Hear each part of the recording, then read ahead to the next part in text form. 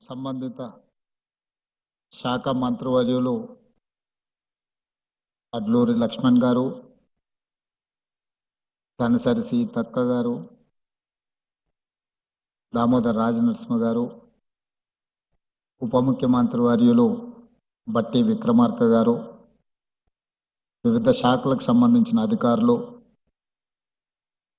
ఈరోజు దివ్యాంగులకు మా రాష్ట్ర ప్రభుత్వము మానవీయ కోణంలో సహాయ సహకారాలు అందించి దివ్యాంగులు మా ప్రభుత్వంలో మాలో ఒకరుగా కుటుంబ సభ్యులుగా వారికి సహాయ సహకారాలను అందించి సమాజంలో ఆత్మగౌరవంతో నిలబడే విధంగా సమాజంలో వాళ్ళు ఎదుర్కొంటున్న సమస్యల్ని పరిష్కరించే విధంగా ఈనాడు 50 కోట్ల రూపాయలతోటి వాళ్ళకు పరికరాలను అందించడమే కాకుండా ఈరోజు సమాజం ఈ రాష్ట్ర ప్రభుత్వం ఒక మానవీయ కోణంలో పనిచేస్తుంది. మానవత్వంతో కూడుకున్న నిర్ణయాలు ఈ రాష్ట్ర ప్రభుత్వం తీసుకుంటుంది.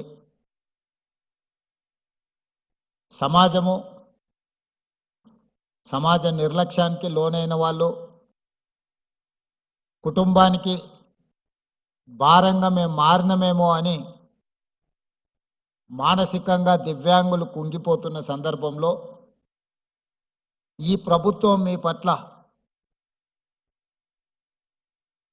కుటుంబ సభ్యులను ఏ విధంగా అయితే ఆదరిస్తుందో ఆ విధంగా మీ అందరికీ అవకాశం కల్పించాలని నిర్ణయం తీసుకొని ఎప్పుడు లేని విధంగా 50 కోట్ల రూపాయలు కేటాయించి ఈనాడు మీకు సహాయం అందించడమే కాకుండా మీకు అవసరమైన పరికరాలను అందించి ఈ ప్రభుత్వం మీకోసం ఉన్నది ఒక విశ్వాసాన్ని కల్పించాలనే ప్రయత్నంలో భాగంగానే ఈనాడు మా మిత్రులు అడ్లూరు లక్ష్మణ్ గారు ఈ కార్యక్రమాన్ని ఏర్పాటు చేసి అన్ని జిల్లా కేంద్రాలలో ఈ కార్యక్రమాన్ని పెట్టి అందరికీ ఇక్కడి నుంచి ప్రభుత్వం తీసుకుంటున్న నిర్ణయాలను అందే విధంగా ఏర్పాటు చేయడం జరిగింది. అదేవిధంగా విద్యా రిజర్వేషన్లలో కానీ ఉద్యోగ రిజర్వేషన్లలో కానీ దివ్యాంగులకు వాళ్ళకి ఇవ్వాల్సిన కోటా ఇవ్వడానికి అన్ని రకాలుగా మన ప్రభుత్వం నిర్ణయం తీసుకున్నది.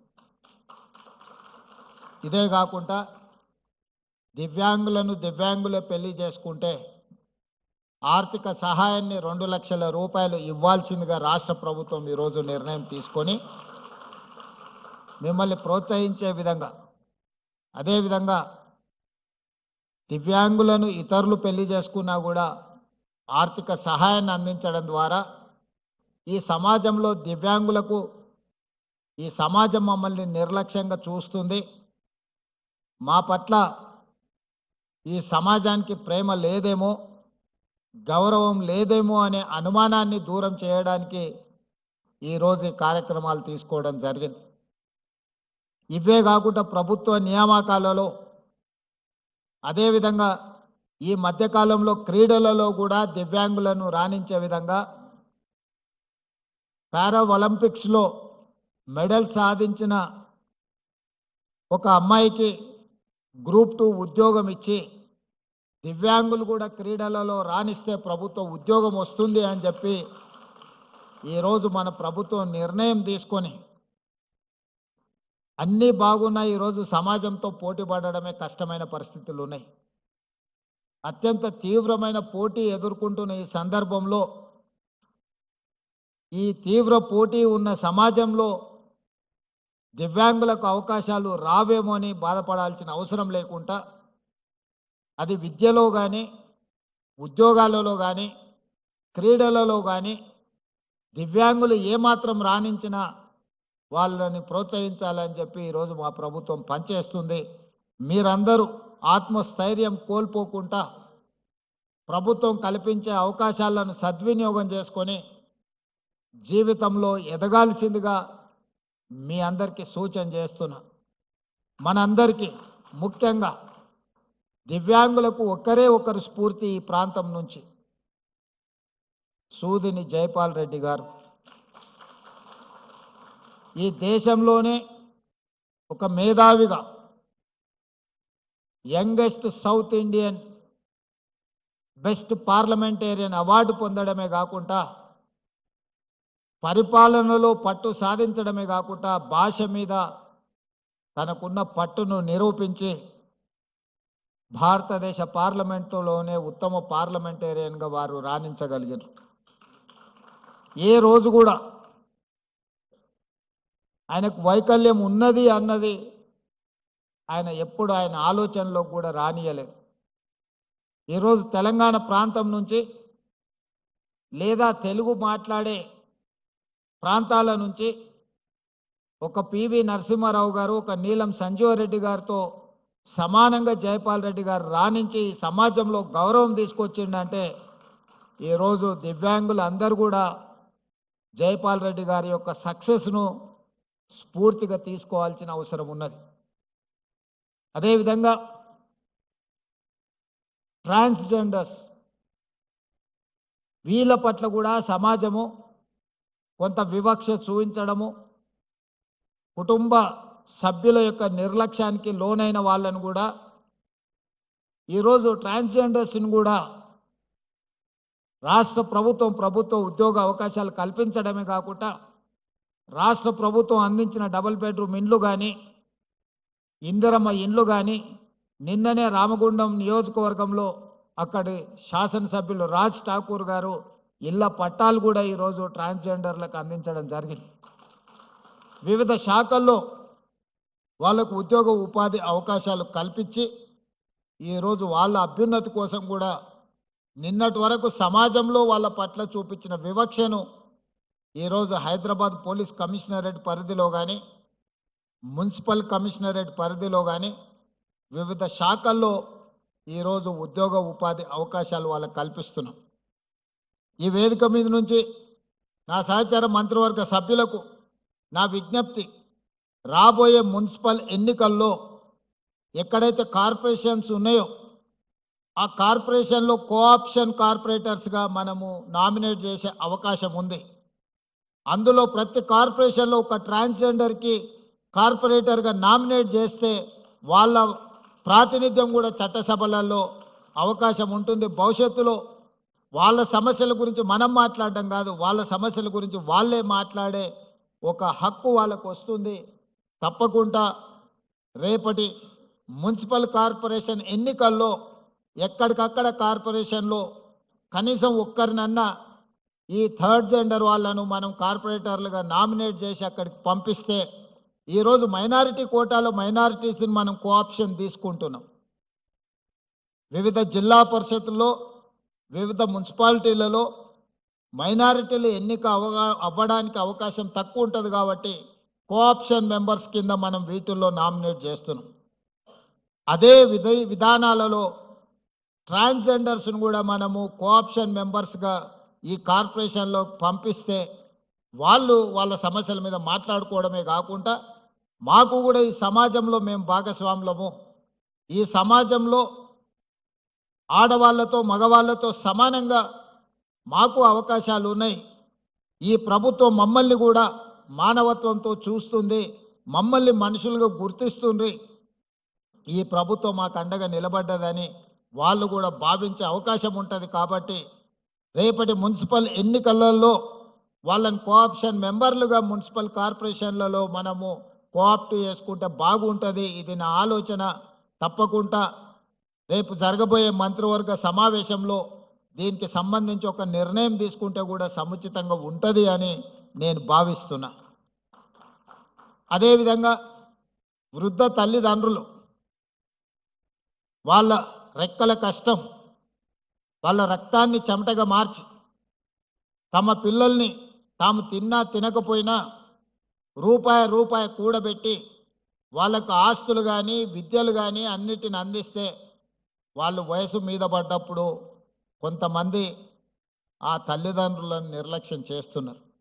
అందుకే ఈరోజు డే కేంద్రాలుగా వయసు మీద పడిన వాళ్ళకు ఒక రిక్రియేషన్ ప్లేసు, అక్కడ అన్ని వసతులతో దేశంలోనే మొట్టమొదటిసారి వయసు మీద పడిన కుటుంబ సభ్యులకు ఈరోజు ప్రభుత్వమే కుటుంబంగా మారి వాళ్ళందరినీ ఒక దగ్గరికి తీసుకొచ్చి వాళ్ళందరినీ కూడా ప్రణామ్ పేరు మీద వాళ్ళందరినీ ఒక దగ్గరికి చేర్చి వాళ్ళకు అవసరమైన మానసిక ఉత్సాహాన్ని అందించడమే కాకుండా ఈ సమాజంలో ఈ సమాజం కోసము తమ కుటుంబ సభ్యుల కోసము సర్వం త్యాగం చేసిన తల్లిదండ్రులను ఆదుకోవాలని ఈరోజు ప్రణామ్ కార్యక్రమాన్ని కూడా మన ప్రభుత్వం తీసుకున్నది. మొన్న జరిగిన గ్రూప్ 1 గ్రూప్ 2 నియామక పత్రాలు అందించిన సందర్భంగా నేను ఒక మాట చెప్పిన, ఇక్కడ సెలెక్ట్ అయిన ప్రభుత్వ ఉద్యోగులు 90% పేద కుటుంబాల నుంచి గ్రామీణ ప్రాంతాల నుంచి వచ్చిన వాళ్ళు ఎక్కువ ఉన్నారు. మీకు ఈరోజు చదువు వచ్చి ఉద్యోగం వచ్చిన తర్వాత మీకు శ్రీమంతులైన తల్లిదండ్రులు పిల్లల్ని ఇస్తే పెళ్లి చేసుకొని అత్తగారే మాకు కావలసిన వాళ్ళు తల్లిదండ్రుల పట్ల నిర్లక్ష్యం వహించే అవకాశం ఉంది. కాబట్టి మీరు ఎవరైనా తల్లిదండ్రుల పట్ల నిర్లక్ష్యం వహించి వాళ్ళకు జీవనాధారం లేకుండా చేస్తే మీ జీతాలలో 10 నుంచి 15% కోత విధించి సరాసరి ఆ తల్లిదండ్రుల ఖాతాలలో మీ ప్రతి నెల జీతము తల్లిదండ్రుల ఖాతాలకు పోయేటట్టు చట్టం తీసుకొస్తా అని చెప్పిన, రేపు జరగబోయే బడ్జెట్ సమావేశాలలో మా మిత్రులు దామోదర్ రాజనరసింహ గారు ఈ చట్టాన్ని ఏ విధంగా పొందుపరచాలనో, ఎవరైతే పిల్లలు ప్రభుత్వ ఉద్యోగాలలో ఉన్నారో తల్లిదండ్రులకు వాళ్ళ జీతాలలో కొంత ఇవ్వాలి. కష్టపడి పెంచి విద్య నేర్పి ప్రయోజకులుగా తల్లిదండ్రులు మారుస్తే ప్రయోజకులు అయిన తర్వాత తల్లిదండ్రుల పట్ల కొంతమంది నిర్లక్ష్యంగా వ్యవహరిస్తున్నారు. ఎలాంటి ఫిర్యాదు మనకు ఆ స్థానిక ఎంఆర్ఓనో లేకపోతే ఎంపీడీఓ దగ్గర తల్లిదండ్రులు మా పిల్లలు మమ్మల్ని చూసుకోవడం లేదని ఏదైనా ఫిర్యాదు ఇస్తే ఆ ఫిర్యాదును పరిశీలించి వాళ్ళ పిల్లలు ప్రభుత్వ ఉద్యోగస్తులైతే వాళ్ళ జీతాలలో 10 నుంచి 15% కోత విధించి సరాసరి ఆ తల్లిదండ్రుల ఖాతాలకు పోయే విధంగా మనం చట్టంలో మార్పు తీసుకురావాల్సిన అవసరం ఉన్నది. వివిధ కారణాల చేత తల్లిదండ్రుల పట్ల నిర్లక్ష్య వైఖరితో ఉన్న వాళ్ళను సరైన దారిలో పెట్టాల్సిన బాధ్యత మన మీద ఈ ప్రభుత్వం మీద ఉన్నది. ఎందుకంటే తల్లిదండ్రుల బాధ్యత తీసుకోవడం లేదు అని అంటే వాళ్ళకి సమాజం పట్ల ఏమాత్రం బాధ్యత లేదని మనం భావించవచ్చు. ఎవరైనా వ్యవసాయ కూలీ అయినా లేకపోతే చిన్న చిన్న కమతాల రైతులైనా లేదా ప్రభుత్వ ఉద్యోగులైనా తల్లిదండ్రుల పట్ల నిర్లక్ష్యంగా వ్యవహరిస్తే వయసు మీద పడి వయసు ఉన్నంత కాలం మీకోసమే కష్టపడి రెక్కలు ముక్కలు చేసుకొని పెంచి పెద్ద చేసి మిమ్మల్ని ప్రయోజకులను చేసి సమాజంలో ఒక గుర్తింపు తీసుకొస్తే ఆ గుర్తింపు వచ్చిన తర్వాత తల్లిదండ్రుల పట్ల నిర్లక్ష్య వైఖరి అవలంబిస్తే దాన్ని సరిదిద్దే బాధ్యత ఈ ప్రభుత్వానికి ఉన్నది. తప్పకుండా దాన్ని సరిదిద్దుతామని కూడా నేను ఈ వేదిక మీద నుంచి చెప్పదలుచుకున్నాను. దానికి సంబంధించి కూడా చట్టాన్ని సవరించి ఈరోజు తప్పకుండా ఈ రకమైన చర్యలు చేపడతాం. అదేవిధంగా 100% తెలంగాణ రాష్ట్రంలో ఉన్న ప్రతి ఒక్కరికి వైద్యాన్ని అందించాలనేదే మా ఉద్దేశం. ఇంతకుముందు మిత్రులు దామోదర్ రాజనరసింహ గారు తలసేమియా గురించి ఇతర పరీక్షల గురించి కొన్ని సూచనలు చేసిండ్రు. రాబోయే రోజుల్లో రేపటి బడ్జెట్ సమావేశాలలో హెల్త్ పాలసీ తీసుకొచ్చి ఈ రాష్ట్రంలో ఉండే ప్రతి పౌరుడికి 100% ప్రభుత్వం వైపు నుంచి వైద్యాన్ని అందించే విధంగా ప్రణాళికలు సిద్ధం చేస్తున్నాం. హాస్పిటల్కి వెళ్తే ఆస్తులు అన్నీ అమ్ముకునే పరిస్థితులు ఈరోజు మనం చూస్తున్నాం. అందుకే ప్రభుత్వం మీ అందరి పట్ల మానవీయ కోణంతో వ్యవహరించడమే కాకుండా మానవత్వంతో తీసుకునే నిర్ణయాలు మీ జీవితాలలో వెలుగును నింపబోతున్నాయి. తెలంగాణ రాష్ట్రం ఏ లక్ష్యం కోసం సాధించుకున్నామో తెలంగాణ సమాజం స్వేచ్ఛను కోరుకుంటుంది. తెలంగాణ సమాజం సామాజిక న్యాయం కోరుకుంటుంది. తెలంగాణ సమాజం సమానమైన అవకాశాలను కోరుకుంటుంది. సమానమైన అవకాశాలు కల్పించాలి అని మాదిగ ఉపకులాల వర్గీకరణను 40 సంవత్సరాల నుంచి పెండింగ్ ఉంటే దేశంలోనే మొట్టమొదటి రాష్ట్రంగా ఈరోజు ఏబిసిడి వర్గీకరణ చేసి ఆయా శక్తులకు జాతులకు న్యాయం జరిగే విధంగా ఈరోజు మన ప్రభుత్వం నిర్ణయం తీసుకున్నది. తాత్కాలికంగా కొన్ని వర్గాలలో కొంత అసంతృప్తి ఉన్నా దీర్ఘకాలికంగా ఈ వర్గాలన్నీ కలిసి ఉండే అవకాశం ఉంటుంది. ఈరోజు వర్గీకరణ జరిగింది కాబట్టి కొంత కోపతాపాలు ఉన్న భవిష్యత్తులో ఒకరి మీద ఒకరికి అపోహలు తొలగిపోయి వాళ్ళందరూ కలిసి ఉండడానికి అవకాశం ఉంటుంది. అదేవిధంగా 100 సంవత్సరాల నుంచి జనగణన జరుగుతుంది కానీ కులగణన జరగలేదు. బ్రిటిష్ పరిపాలనలో కులగణన జరిగింది. మళ్ళీ 100 సంవత్సరాల తర్వాత మొట్టమొదటిసారి తెలంగాణ రాష్ట్రంలో జనగణనతో పాటు కులగణన చేసి ఎవరు ఎంతమంది ఉన్నారో వాళ్ళ దామాషా ప్రకారం వాళ్ళకు నిధులను ఇవ్వాలి, ప్రభుత్వ పరంగా అవకాశాలు ఇవ్వాలి అని ఈరోజు కులగణను కూడా పూర్తి చేసి వాళ్లకు రాజకీయంగా విద్య వైద్యంలో ఉద్యోగ ఉపాధి అవకాశాలతో పాటు రాజకీయ అవకాశాలు కూడా కల్పించాలని మన ప్రభుత్వము ఈరోజు సమగ్ర కుటుంబ సర్వే పూర్తిగా చేసి ఈరోజు సిపెక్ సర్వే ద్వారా డేటా యాక్యురేట్గా ఈరోజు మన రాష్ట్ర ప్రభుత్వం డిప్యూటీ సీఎం ఉప ముఖ్యమంత్రి గారు బట్టి విక్రమార్క గారి నేతృత్వంలో మన ప్లానింగ్ డిపార్ట్మెంట్ సిపెక్ సర్వే చేసి ఈరోజు తెలంగాణ రాష్ట్రం మొదటి రాష్ట్రంగా నిలబడ్డది. 2026 సంవత్సరంలో కేంద్ర ప్రభుత్వం చేయబోయే జనగణన ఈరోజు తెలంగాణ రాష్ట్రం మోడల్నే కాపీ కొట్టి సేమ్ ఏ విధంగా అయితే పోయిన సంవత్సరం తెలంగాణ రాష్ట్రంలో జనగణన కులగణన చేసినామో ఈరోజు కేంద్ర ప్రభుత్వం యాజ్ ఇట్ ఈస్ తెలంగాణ రాష్ట్రం ఏ ప్రక్రియను అవలంబించిందో ఈరోజు కేంద్ర ప్రభుత్వం తొందరలోనే జనగణనలో కులగణనను కూడా చేర్చి ఆ ప్రక్రియ ప్రారంభించబోతుంది.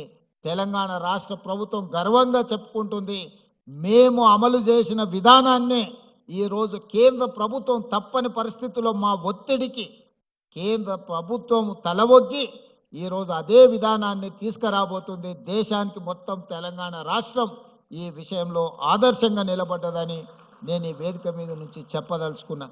అందుకే మిత్రులారా, సమస్యలు అన్ని పరిష్కారమైనాయని నేను చెప్పను. 2 సంవత్సరాల్లోనే అన్ని పరిష్కరించడం అద్భుతాలు చేసినామని కూడా నేను చెప్పను.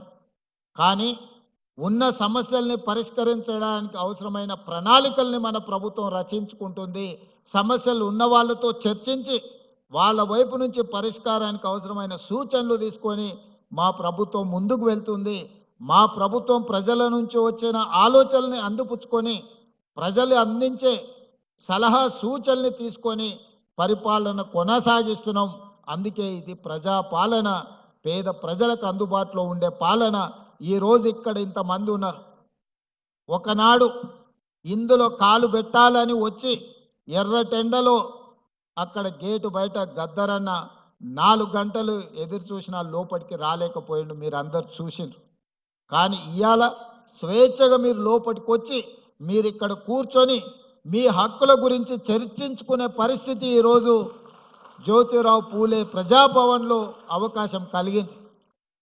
ఒకనాడు కొద్దిమంది శ్రీమంతులకు పెద్ద పెద్ద కాంట్రాక్టర్లకు మాత్రమే ప్రవేశం ఉన్న ఈ ప్రాంతంలో ఈరోజు పేదవాడు, నిరుపేద, వికలాంగులు, లేకపోతే ట్రాన్స్జెండర్స్ నుంచి పండు ముదుసి వాళ్ళు కూడా ఇక్కడికి వచ్చి తమ సమస్యల్ని చెప్పుకోవడానికి అవకాశం ఈ ప్రభుత్వం కల్పించింది. ఈ ప్రభుత్వానికి ధర్మగంట ఉన్నది. సమస్య ఉన్నదని ఆ ధర్మగంట ఎవరు కొట్టినా ఇక్కడ వచ్చి వాళ్ళ సమస్యల్ని వింటాం. ఇది ప్రజా సమస్యల్ని పరిష్కరించుకునే ప్రతి వారంలో 2 రోజులు ఇక్కడ ప్రజా వేదిక నిర్వహించి ఐఏఎస్ అధికారులతో పాటు డాక్టర్ చిన్నారెడ్డి గారు ప్లానింగ్ కమిషన్ వైస్ చైర్మన్, వీలైనప్పుడు మా మంత్రులు కూడా ఇక్కడికి వచ్చి ఆ సమస్యల్ని విని కొన్ని లక్షలాది సమస్యల్ని మనం పరిష్కరించుకుంటున్నాం. ఈ రాష్ట్రంలో సమస్యలు ఉన్నవాళ్ళు ఎక్కడికి వెళ్ళాలోనో తెలియని పరిస్థితి లేదు. ఎక్కడికి వెళ్తే ఆ సమస్యకు పరిష్కారం దొరుకుతుందో ఈ ప్రజలకు స్పష్టత ఉంది. మీ సమస్యల్ని పరిష్కరించడానికి నిరంతరం సచివాలయంలో మా మంత్రులు, మా యంత్రాంగం అందుబాటులో ఉండు. వారంలో 2 రోజులు ప్రజా వేదిక ఇక్కడే నిర్వహించి ప్రజలు సమస్యలను చెబితే వాటిని పరిష్కరించే ఒక వ్యవస్థను ఈరోజు ప్రజలకు అందించడం. ఇంకా చేయాల్సింది చాలా ఉంది. వాటికి అవసరమైన ప్రణాళికలు రచించుకుంటున్నాం. మీ అందరి ప్రభుత్వానికి అండగా నిలబడండి.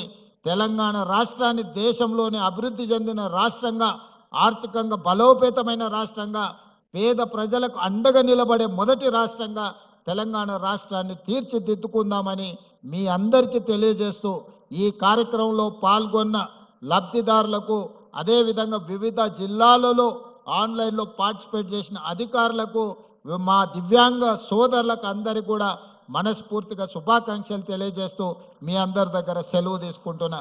ధన్యవాదాలు మిత్రులారా.